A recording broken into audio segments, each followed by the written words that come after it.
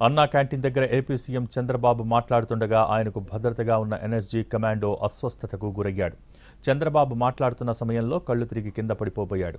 పక్కనే ఉన్న ఇతర సెక్యూరిటీ సిబ్బంది అలర్ట్ అయి అతన్ని పట్టుకుని నీడకు తీసుకువెళ్లారు.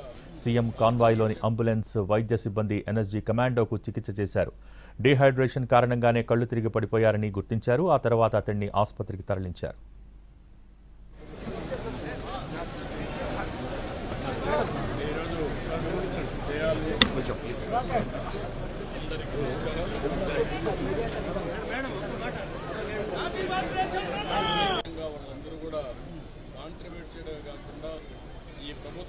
అన్నా క్యాంటీన్ దగ్గర ఏపీ సీఎం చంద్రబాబు మాట్లాడుతుండగా ఆయనకు భద్రతగా ఉన్న ఎన్ఎస్జీ కమాండో అస్వస్థతకు గురయ్యాడు. చంద్రబాబు మాట్లాడుతున్న సమయంలో కళ్లు తిరిగి కిందకు పడిపోబోయాడు. పక్కనే ఉన్న ఇతర సెక్యూరిటీ సిబ్బంది అలర్ట్ అయి అతన్ని పట్టుకుని నీడకు తీసుకువెళ్లారు. సీఎం కాన్వాయ్లోని అంబులెన్స్, వైద్య సిబ్బంది ఎన్ఎస్జీ కమాండోకు చికిత్స చేశారు.